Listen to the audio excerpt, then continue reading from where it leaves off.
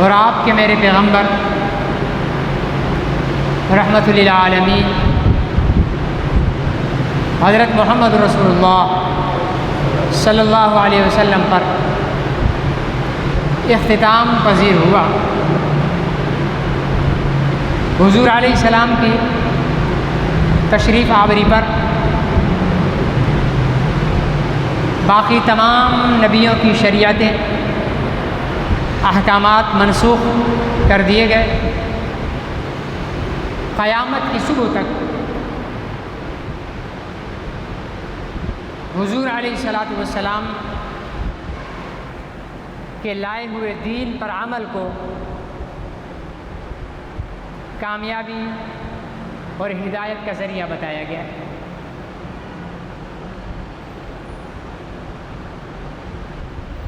اللہ تعالیٰ نے قرآن پاک میں واضح اعلان فرما دیا کہ لقد کان لکم فی رسول اللہ اسوۃ حسنہ، انسانوں تمہاری کامیابی اللہ کے رسول صلی اللہ علیہ وسلم کے خوبصورت طریقوں میں۔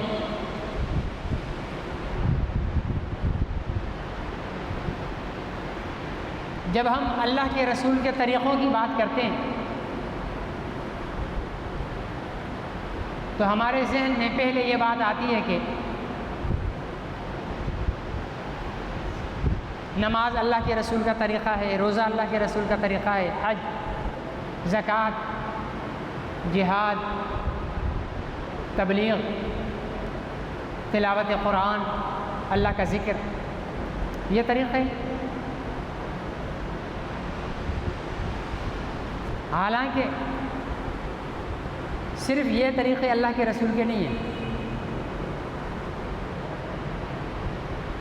ماں کے پیٹ سے لے کر قبر کے پیٹ تک یہ جو درمیان میں سارا دورانیہ ہے، اس سارے دورانیے کے لیے اللہ کے رسول کے طریقے موجود ہیں۔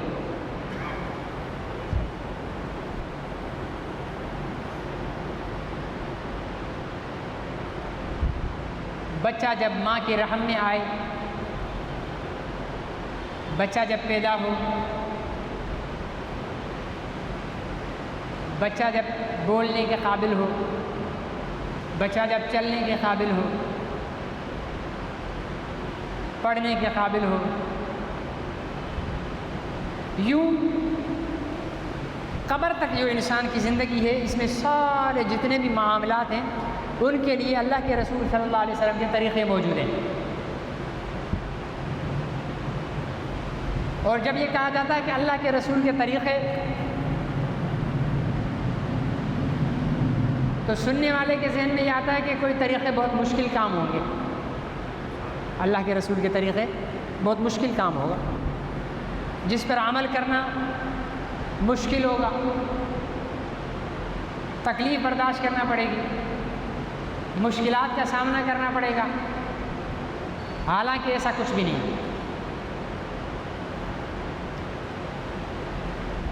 مثال کے طور پر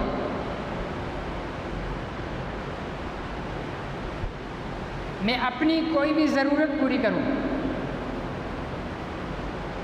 لیکن اس ضرورت کو پورا کرنے میں رسول پاک صلی اللہ علیہ وسلم کے طریقے کو اختیار کروں، اپنی ضرورت، لیکن طریقہ رسول کریم صلی اللہ علیہ وسلم کا اختیار کروں، تو وہ میری ضرورت جو پوری کر رہا ہوں، اللہ تعالیٰ نے اس کو بھی دین بنا دیا اور اس پر بھی اجر لکھ دیا۔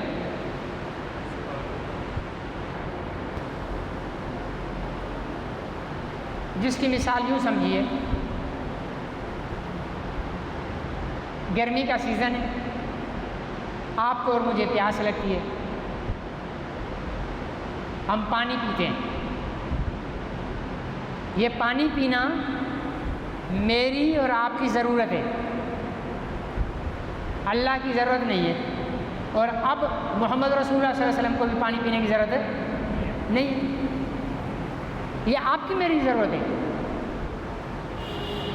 میں باہر سے آیا، گرمی کا وقت ہے، فریج کا دروازہ کھولا، بوتل نکالی، کھڑے کھڑے بوتل خالی کر دی۔ مٹکے سے پانی اڈیلا، گلاس میں بھرا، کھڑے کھڑے پی لیا، ٹیوٹی کھولی، ہاتھ آگے کیے اور پانی پینے لگ گیا۔ ان سب طریقوں سے ہم پانی پئیں گے تو پیاس ہماری ختم ہو جائے گی، ٹھیک ہے نا، پیاس ختم ہو جائے گی۔ گرمی میں آئے ہیں تو انسان نے پانی پیا، کھڑے ہو کر پی لیا، پیاس ختم ہو گئی، پوری بوتل انڈیل دی پیٹ میں، پیاس ختم ہو گئی۔ نلکے سے منہ لگا کے پانی پی لیا، پیاس ختم ہو گئی۔ لیکن تھوڑا سا ہم توجہ دیں کہ یہ پانی میں نے اپنے نبی کے طریقے کے مطابق پینا ہے، اپنے نبی کے طریقے کے مطابق پینا ہے۔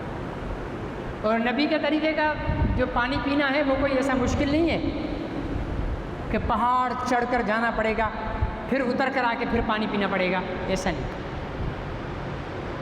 فرمایا کھلے برتن میں پانی پیو، بوتل کھلا برتن نہیں ہے، ٹھیک ہے، کھلے برتن میں پانی پیو، پانی میں دیکھ کر پانی پیو، کوئی چیز اس میں گری ہوئی ہو سکتی ہے، کوئی کیڑا مکوڑا اس کے اندر ہو، کوئی گندگی اس کے اندر پڑی ہوئی ہو، تم پی لو بغیر دیکھے، دیکھ کر پانی۔ فرمایا بیٹھ کر پانی پیو، فرمایا کہ اگر تمہیں پتہ چل جائے کہ کھڑے ہو کر پانی پینے میں کتنا نقصان ہے تو تم انگلی ڈال کر پیا ہوا پانی باہر اڈیل دو گے۔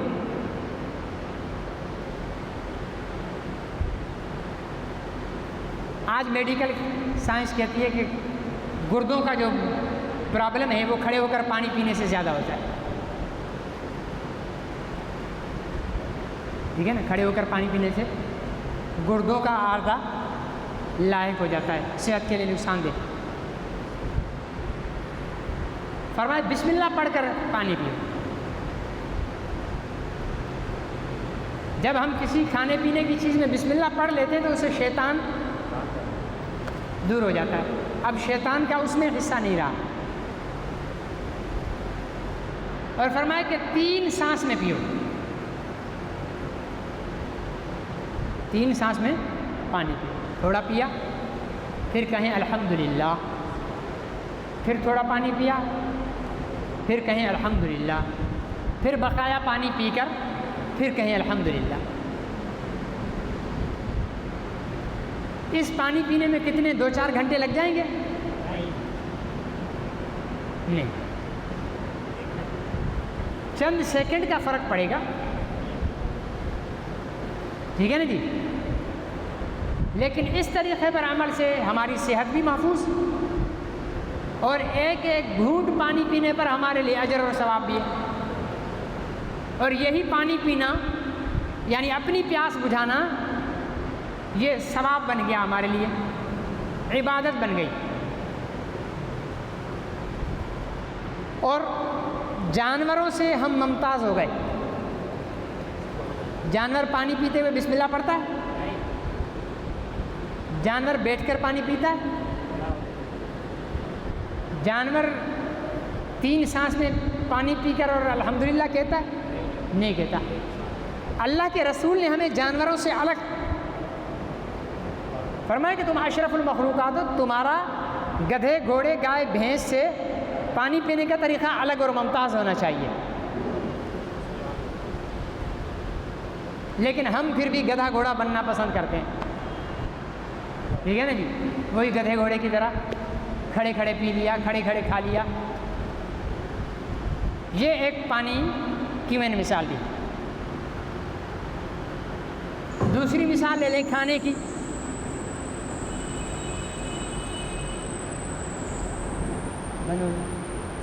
دیکھو بھائی،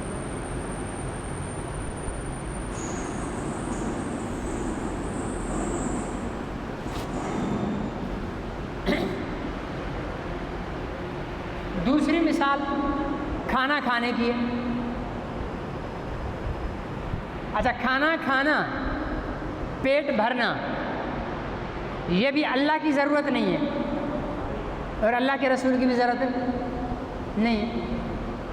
کس کی ضرورت ہے؟ ہماری. جانور بھی کھانا کھاتے ہیں اور ہم انسان ہیں، ہم بھی کھانا کھاتے ہیں. اچھا، کھانا کھانے کا طریقہ ایک جو بڑے لوگ جن کو دنیا کہتی ہے یہ بڑے لوگ ہیں، ایلیٹ کلاس لوگ، اشرافیہ، ان کے یہاں کھانے کا طریقہ کیا ہوتا ہے؟ یہ بڑے بڑے جو 5 اسٹار ہوٹل ہوتے ہیں ان میں آپ چلے جائیں، ٹیبلیں لگی ہوئی، پورے سے لگا ہوگا، اس میں طرح طرح کے کھانے رکھے ہوئے ہیں، ٹھیک ہے، ہر ایک کے ساتھ چمچ رکھا ہوا ہے، پلیٹیں رکھی ہوئی ہیں. آپ کھائیں، کرسی ورسی نہیں ہے، ٹیبل ویبل نہیں ہے، آپ کھائیں، چلتے بھی رہیں گدھے گھوڑے کی طرح اور کھاتے بھی رہیں، ٹھیک ہے نا، چلتے بھی رہیں اور کھاتے بھی رہیں. پیٹ تو اس طرح بھی بھر جائے گا، بیٹھ کر کھاؤ یا کھڑے ہو کر کھاؤ پیٹ بھر جائے گا، ٹھیک ہے نا. اور ایمان والے کا مقصد صرف پیٹ بھرنا نہیں ہے، ایمان والے کا مقصد یہ ہے کہ میرا کھانا بھی عبادت بن جائے. اس کے لیے اسے حضرت محمد رسول اللہ صلی اللہ علیہ وسلم کے طریقے کے مطابق کھانا کھانا پڑے گا. اب آئیے کہ حضور علیہ السلام کا طریقہ کیا ہے کھانا کھانے کا.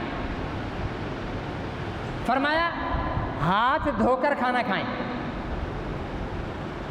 ہاتھ دھو کر کھانا کھائیں. فرمایا کہ بڑے برتن میں کھانا کھائیں، سالن ہے بڑے برتن میں. فرمایا جس برتن میں جتنے زیادہ کھانے کے ہاتھ ڈلیں گے وہ برتن اتنا زیادہ برکت والا ہوگا. پرانے دور میں، اب تو نہیں، پرانے دور میں بڑے بڑے وہ برتن ہوتے تھے کھانے کھانے کے لیے، وہ اپنا اس کو پیتل کے اور تانبے کے برتن ہوتے تھے. بڑے بڑے گلاس بھی ماشاءاللہ اتنے بڑے ہوتے تھے، ایک ہی گلاس آنے والے کو پلا دو دوسرا مانگے گا ہی نہیں. اب ہمارے گلاس بھی اتنے سے اور پلیٹیں بھی چھوٹی، اس میں ایک ہاتھ ڈلتا، دوسرا بیوی کا بھی ہاتھ نہیں ڈلتا شوہر کے ہوتے ہوئے، تو برکت تو گئی، ختم ہو گئے. اور فرمایا کہ دسترخوان بچھا کر کھانا کھاؤ. اور فرمایا کہ کھانے کے سامنے احترام سے بیٹھو، کھانا تمہارا محتاج نہیں ہے، تم کھانے کے محتاج ہو. اور جو چیز محتاج ہوتی ہے، جس کی محتاج ہوتی ہے اس کی عزت کرتی ہے. تمہیں کھانے کا اکرام کرنا ہے. اور فرمایا کہ اگر کھانا کھاتے ہوئے نیچے گر گیا دسترخوان پر، پاک جگہ پر، فرمایا اس سے اٹھا کر کھاؤ. ایک صحابی رسول رضی اللہ تعالیٰ عنہ ایک مجلس میں دعوت میں گئے اور بڑے بڑے نواب اور سرداروں کی دعوت. کھانا کھاتے ہوئے ان کے ہاتھ سے لقمہ گر گیا تو انہوں نے اسے اٹھا لیا، اٹھا کر کھا لیا. آج کل کے دور میں اگر کوئی نیچے سے گرا ہوا اٹھا کر کھائے گا لوگ معیوب سمجھتے ہیں. لوگ کہتے ہیں دیکھو کیا سوچے، نیچے سے گرا ہوا کھا لیا. حالانکہ اس کی سوچ کیا نہیں ہے، ان کی سوچ کیا ہے جو یہ سوچ رہے ہیں. غلط ان کی سوچ ہے، اس کی نہیں ہے. یہ تو سنت پہ عمل کر رہا. بڑے بڑے سردار تو صحابی رسول نے، بزرگ تھے عمر رضی اللہ عنہ، گرا ہوا لقمہ اٹھا کر کھا لیا. تو ان کے جو غلام تھے انہوں نے کہا حضرت دیکھ نہیں رہے بڑے بڑے سردار بیٹھے ہوئے ہیں، آپ نیچے سے. تو صحابی رسول نے بآواز بلند اپنے غلام کو جواب دیا، میں ان دنیا دار گدھوں اور احمقوں کے لیے اپنے نبی کی سنت کو چھوڑوں گا؟ میں نہیں چھوڑوں گا نبی کی سنت کو. نیچے سے گرا ہوا کھانا اٹھا کر کھانا نبی کی سنت ہے. اور جو یہ کام کرتا ہے اس کے رزق، یہ رزق کا اکرام ہے. اور جو رزق کا اکرام کرتا ہے اس کے رزق میں برکت ہوتی ہے. آج مجھے بتا دیں انگلیوں پہ گننے کے علاوہ باقی مجموعی طور پر آپ بتا دیں جو یہ کہہ دے کہ جی میرے رزق میں برکت ہے. 1 لاکھ دہاڑی کمانے والا بھی بے برکتی کی شکایتیں کر رہا ہے، 1000 کمانے والا بھی بے برکتی کی شکایت کر رہا ہے. 5 ٹائم کھانے والے کو بھی شکایت ہے، اور 2 ٹائم اور 1 ٹائم کھانے والے کو بھی شکایت ہے۔ اتنی برکت ہم سے روٹ گئی ہے، اور اس برکت کو ہم نے خود اپنے در سے دھکا دے دیا نبی کے طریقوں کو چھوڑ کر۔ ہاتھ دھونے میں کتنے گھنٹے لگتے ہیں، بسم اللہ پڑھنے میں کتنے گھنٹے لگتے ہیں، دسترخوان بچھانے میں کتنے گھنٹے لگتے ہیں، بڑے برتن میں کھانا کھانے سے کوئی خرچ بڑھ جاتا ہے، گرے ہوئے لقمے کو اٹھا کر کھا لینے سے کیا ہماری عزت گھٹ جاتی ہے؟ کھانا کھانے کے بعد ہاتھ دھو لینا اور اللہ کا شکر ادا کر لینا، ٹھیک ہے نا؟ الحمدللہ الذی اطعمنا وسقانا وجعلنا من المسلمین، نہیں آتی ہے دعا، آپ ویسے ہی اللہ کا شکر کر لیں کہ یا اللہ تیرا شکر و احسان ہے، تو نے ہمیں کھانا کھلایا، ہمیں پانی پلایا اور ہمیں مسلمان بنایا۔ سندھی میں بولے، پنجابی میں بولے، سرائکی میں بولے۔ یہی تو اس کائنات کے بادشاہ کی خاصیت ہے کہ ایک لمحے کے اندر پوری دنیا کے انسان اپنی اپنی بولیوں میں اللہ سے سوال الگ الگ کریں، اللہ اس ہی لمحے سارے انسانوں کے سوالات کو سن کر ان کا جواب دینے پر قادر ہے۔ باقی دنیا کے حکمرانوں، ٹرمپ سے جا کر اردو میں بات کرو، سمجھے گا؟ نہیں سمجھے گا۔ مودی سے جا کر سندھی میں بات کرو، نہیں سمجھے گا۔ نواز شہباز شریف سے جا کر پشتو میں بات کرو، نہیں سمجھے گا۔ یہ بادشاہ تھوڑی ہیں، اصل بادشاہ تو وہ ہے جو ساری کائنات کے انسانوں کی ہر بولی جانے والی زبان میں اسی وقت سنے سمجھے ان کو جواب دینے پر قادر ہے۔ تو کھانا کھایا، اللہ کا شکر ادا کر لیا، کچھ اور نہیں کہہ سکتے، اتنا کہہ دو شکر الحمدللہ الحمدللہ، اتنا کہہ دو، یہ کھانا کھانے کا آپ کا شکر ادا ہو گیا۔ پھر اپنے ہاتھ دھو لیں، کھڑے ہو کر جانوروں کے ساتھ جانوروں کی طرح کھانا کھانے سے بھی پیٹ بھر جائے گا، کیونکہ جانور کا مقصود پیٹ بھرنا ہوتا ہے، جانور کا مقصود پیٹ بھرنا ہوتا ہے، اور صاحب ایمان انسان کا مقصد اللہ کے رسول کی اطاعت کرنا ہوتا ہے۔ تو ہم نے اللہ اور اللہ کے رسول کی اطاعت کرتے ہوئے کھانا کھانا ہے۔ جب ہم نے کھانا کھانا ہے، چند سیکنڈ زیادہ لگیں گے، اکڑی ہوئی گردن کو تھوڑا جھکانا پڑے گا، کرسیوں سے اتر کر زمین پر بیٹھنا پڑے گا، دسترخوان بچھا کر کھانے کا اکرام کرنا پڑے گا۔ اللہ تمہارے اوپر رزق کے دروازوں کو بھی کھول دیں گے، برکتوں کا نزول بھی ہو جائے گا، اور ایک ایک لقمے کو چبانے میں جتنی دفعہ آپ نے چبایا ہے، اس ایک ایک چبانے پر آپ کے کھاتے میں نیکی بھی لکھی جائے گی۔ یہ میں بتا رہا ہوں کہ سنت رسول، اللہ کے رسول کے طریقے، اسوہ حسنہ، لقد کان لکم فی رسول اللہ اسوۃ حسنہ، رسول پاک کے اسوہ حسنہ یعنی خوبصورت طریقے، ان میں کوئی محنت نہیں کرنی پڑتی، کوئی کمر کسنی نہیں پڑتی ہے، سادہ انداز میں اسی کام کو پورا کریں۔ پینے کا طریقہ میں نے بتا دیا، کھانے کا طریقہ بتا دیا۔ تجارت کرنی ہے، آپ نے کاروبار کرنا ہے۔ ہم تو یہ سمجھتے ہیں نا مسلمان آج کل کا مجموعی طور پر کہ جنت نماز سے، روزے سے، حج سے، زکوٰۃ سے، جہاد سے، تبلیغ سے، تلاوت سے، ذکر سے، تہجد سے ملتی ہے۔ اگر آپ تجارت بھی رسول پاک کے طریقے کے مطابق کرو گے تو صدیقین اور نبیوں کی صف میں جا کر کھڑے ہو جاؤ گے۔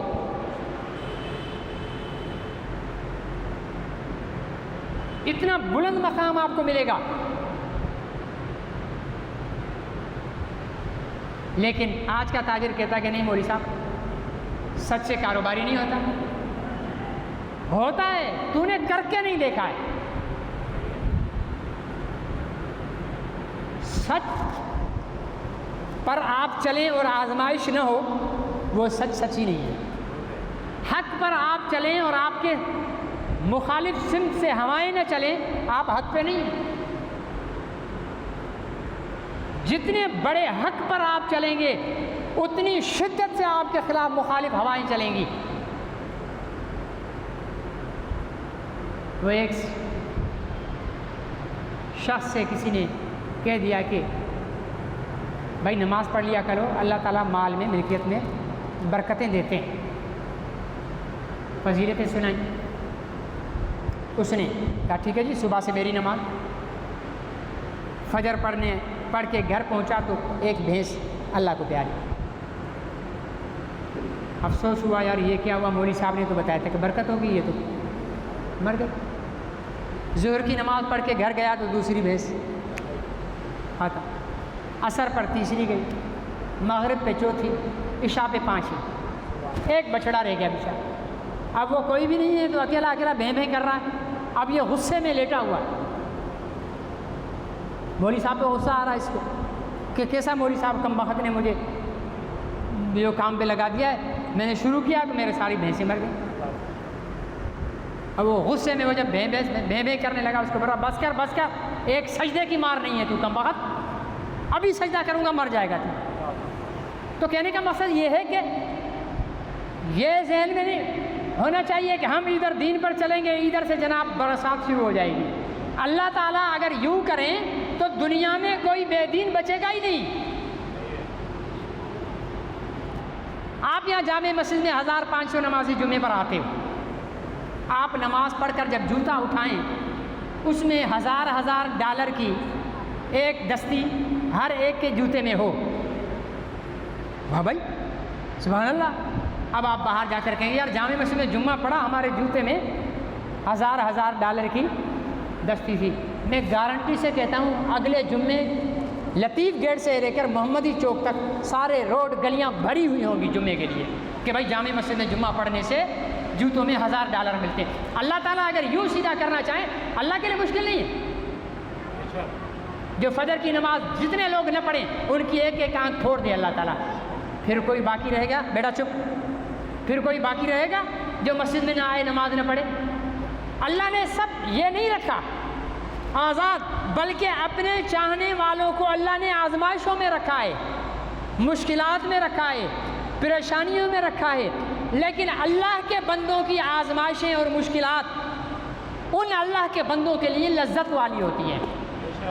دیکھنے آپ مثال کے طور پر مرچی پکوڑے کھائے ہوں گے آپ نے، کبھی گھر میں پکائے ہوں گے، کھائیں گے۔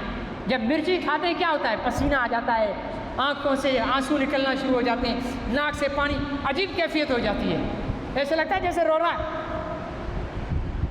تو دوسرا بندہ کہے بھائی جب اتنی تکلیف ہو رہی تو نہیں کھا، یہ تو وہ تو اس کو پتہ ہوگا کھانے میں مزہ کتنا آ رہا ہے، اتنا کچھ ہو رہا ہے۔ اللہ کے دین پر چلنے والے، اللہ کے رسول کے طریقوں پر چلنے والا بظاہر آپ کو تکلیفوں اور پریشانیوں میں نظر آ رہا ہوگا، لیکن وہ اندر سے مطمئن ہوگا۔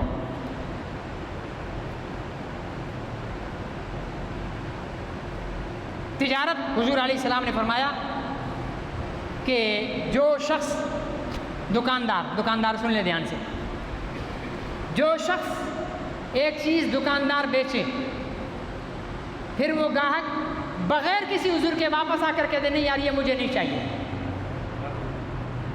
یہ مجھے نہیں چاہیے۔ کل میں گیا حیدرآباد، ہمارے ختم نبوت کے چینل کے لیے کچھ سامان خریدنا تھا، تو ایک جگہ سے ایک سامان خریدا، بعد میں پتہ چلا کہ دوسری جگہ وہ چیز سستی مل رہی ہے، تو واپس کرنے کے لیے گئے تو نہیں مانا۔ ہم نے کہا بھائی تم 500 کم گھٹا کر، نہیں جی ہماری پالیسی نہیں ہے، ہمارا یہ نہیں ہے۔ مسلمانوں کی تجارت یہ، نبی کی تجارت کیا؟ فرمایا کہ جو شخص بغیر کسی عذر کے بھی آپ کو کوئی چیز خریدی ہوئی واپس لا کر دے، آپ خوش دلی سے وہ چیز واپس لے لیں اور اسے اپنی رقم دے دیں۔ فرمایا اس تاجر کی جنت کا ضامن میں محمد رسول اللہ۔ لمبے سجدے نہیں کرنے پڑے، رات کو اٹھ کر 12 رکعت تہجد نہیں پڑھنا پڑی، تسبیح نہیں پڑھنا پڑی، ہمارے ہاں تو نمازی تاجر بھی یہ کام نہیں کرتا، ہمارے ہاں تو حاجی تاجر بھی ڈنڈی مارتا ہے تجارت میں۔ ایک صحابی رسول مدینہ کی مارکیٹ میں دکان چلائی، 6 مہینے تک مارکیٹ میں نام ہو گیا۔ صحابہ تھے، پاکستانی تاجر تھوڑی تھے، صحابہ تھے، بڑی ایمانداری سے دکان چلی، رش۔ ایک دن صبح کو گاہک آئے، دیکھا دکان بند ہے، بھائی سیٹھ نہیں آئے، پتہ نہیں بھائی، انتظار کیا، بھائی گھر کہاں ہے سیٹھ صاحب کا؟ جی فلانا۔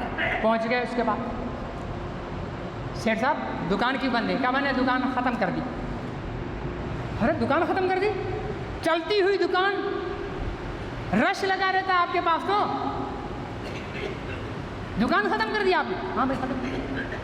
کیوں حضرت؟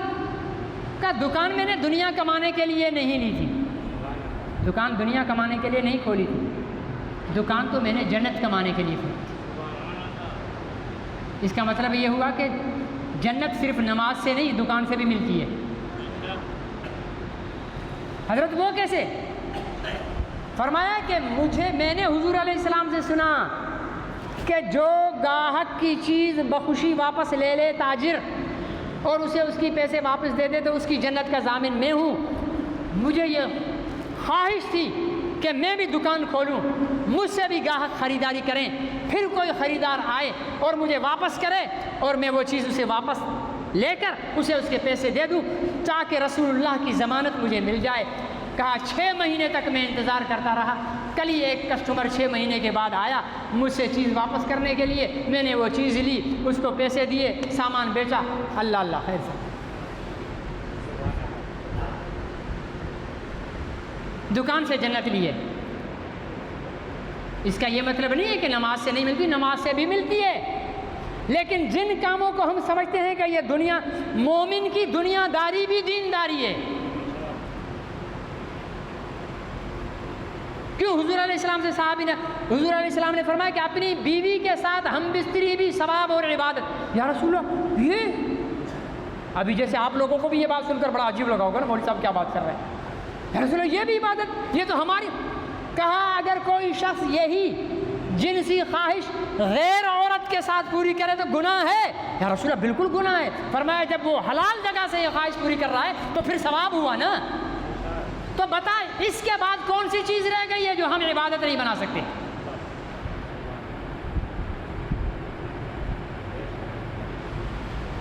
ہمارے ہاں زندگی میں 2 مواقع کئی بار آتے ہیں، ایک فوتگی، ایک شادی۔ سندھی میں مرنو پرنو، ہمارے سندھی میں کہتے ہیں مرنو پرنو، فوتگی اور شادی۔ اب فوتگی اور شادی بھی ہم رسول پاک کے طریقے کے مطابق گزاریں۔ رسول پاک صلی اللہ علیہ وسلم نے 3 دن تک تعزیت وصول فرمائی ہے، بس۔ اس سے آگے جو ہمارے ہاں رسومات ہیں، ان میں سے کوئی بھی رسم نہ رسول پاک سے ثابت ہے، نہ صحابہ اکرام سے ثابت ہے، نہ تابعین، نہ تبع تابعین، نہ ائمہ مجتہدین، نہ فقہاء امت، نہ اولیاء امت، کسی کیا نہیں۔ تیسرے دن ہم نے دیگیں اتارنی ہیں، پوری برادری کو جمع کر کے کھلانا ہے، ایک ٹکے کا ثواب نہیں ہے۔ لکھ لو، میں لکھ کے دیتا ہوں، میں فتویٰ دیتا ہوں، آؤ لکھو، ایک ٹکے کا ثواب نہیں ملے گا مرنے والے۔ کیوں؟ وہ دعوت کر ہی اس لیے رہا ہے کہ اگر میں دعوت نہیں کروں گا تو برادری میری ناراض ہو جائے گی۔ جو خیرات برادری کو راضی رکھنے کے لیے کی جا رہی ہے، جو کھانا برادری کو راضی رکھنے کے لیے کھلایا جا رہا ہے، اس میں کہاں سے تم ثواب کی امید رکھتے ہو؟ اب تو ہماری تعزیتیں بھی رسمی ہو گئی ہیں، جی میرے ابا کی تعزیت پر آیا تھا، اب مجھے جانا ہے، نہیں جاؤں گا تو وہ دل میں کرے گا، نہیں جاؤں گا تو اللہ اور اللہ کے رسول ناراض نہیں ہو، یہ تصور ہی نہیں ہمارے یہاں۔ میں تعزیت کے لیے نہیں جاؤں گا اس کے پاس تو کل کلا میرے ہاں بھی فوتگی ہو جائے گی تو وہ بھی نہیں آئے گا۔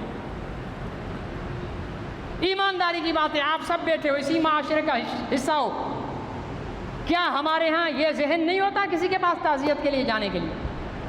الا ماشاء اللہ کہ کوئی اللہ کی رضا کے لیے کسی مرحوم کی دعا کے لیے پہنچ جائے اور تعزیت اور غمخواری کے لیے، ورنہ ہمارے ہاں 99% جانے والا یہ سوچ لے کر جاتا ہے کہ یہ میرے عزیز کے جنازے میں آیا تھا اس لیے اب میرا اس کے جنازے میں جانا بنتا ہے۔